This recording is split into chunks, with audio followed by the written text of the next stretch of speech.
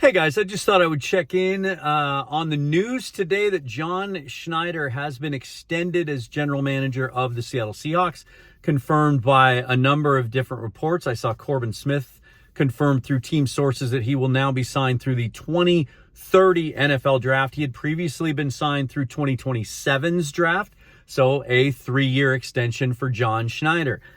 Briefly, what does this mean? I'm away from the studio today, so this will have to be my reaction for you.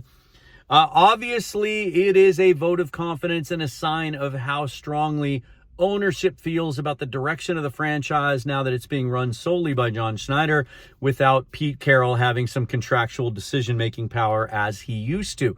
Remember, the first comments from John Schneider when he held his press conference after Pete Carroll was let go, he talked about how he was handed down a responsibility from ownership, an edict from them to continue building this positive culture, that the groundwork that Pete Carroll and he had laid over the previous 15 years.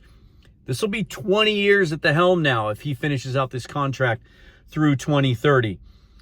Bert Cold and Jody Allen were out at practice the other day. Probably not coincidental. But I think there are a number of signs. If you're a skeptic and you're wondering why now or why even extend him, because, this tends to come with the territory, but not every fan is in love with John Schneider and the job that he has done as general manager. But I think there are a couple of things that you can look at that make it pretty clear why ownership might have felt as strongly as they do. First of all, the way he went about pivoting to being autonomous and having this job and the responsibility of it without Pete Carroll. A couple of more strong draft classes, maybe two of the strongest they've had. That was validated yesterday by the ESPN piece. I did a show on it yesterday. Their annual ranking of the groups on each roster of players 25 and under. They had Seattle moving from 10 all the way up to 2. It's a reflection of the current draft class, which one of the big headlines in training camp so far is the performance of this draft class. And that's just stacking it on top. Mike Macdonald talks about stacking wins and stacking days. Well, they've stacked draft classes now. 5 years worth. Did a show on that recently, grading the group of 5 drafts as a whole. I'll link that down below.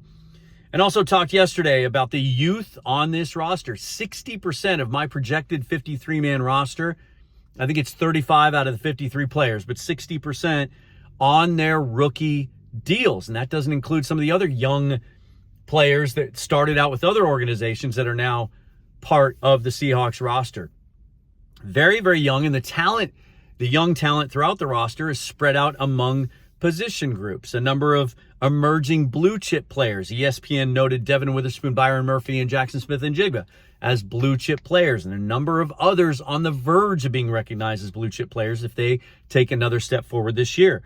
Also, drafting a potential franchise quarterback this year in the 3rd round is something John Schneider has not done since 2012, right? And that's something that tends to buy GM's time, but also serves as a little feather in their cap that, hey, this is a direction we may be headed. I think the way that he pivoted this offseason to Geno Smith and DK Metcalf not wanting to be here anymore, wanting to seek out greener pastures with other organizations and potentially get paid more elsewhere.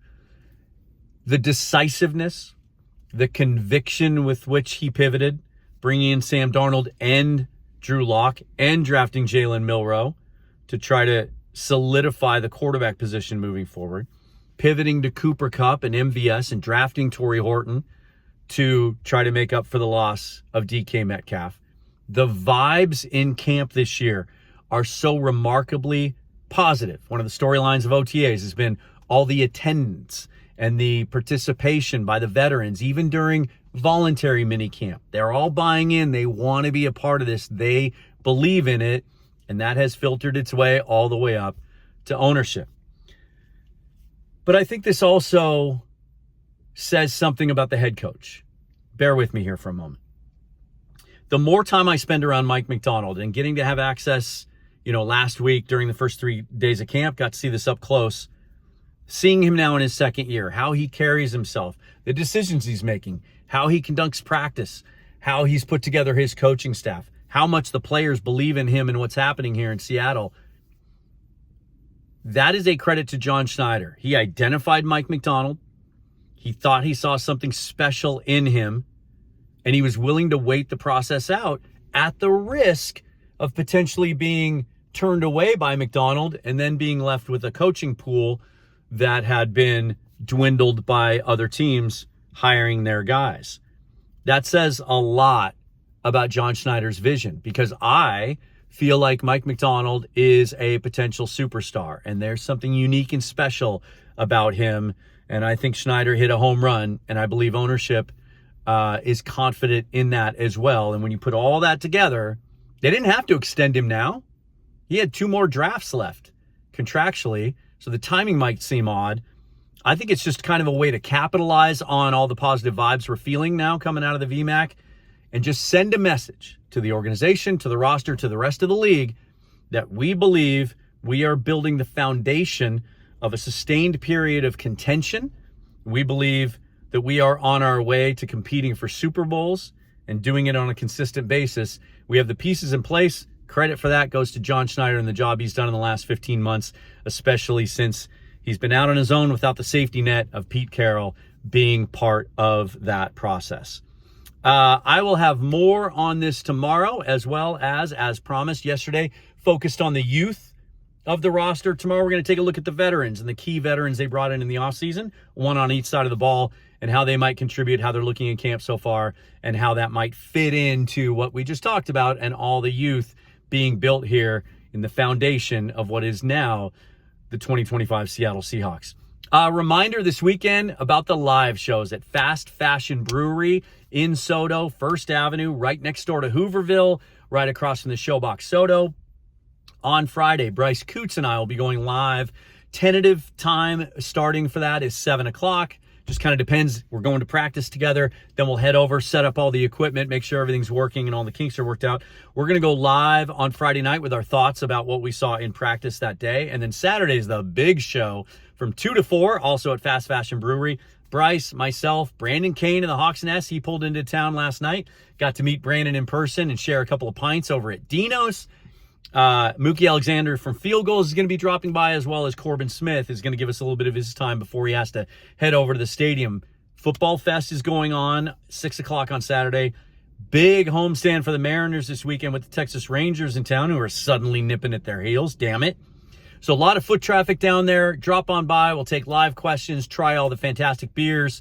Randy and Matt Storm, it's a father-son duo doing a really cool job. Great little site there. Great place to hang out before the game and have a couple of beers. So come see us then. In the meantime, as always, subscribe to the channel, like, share, subscribe, rate it, review it if you listen on audio, and also follow me there.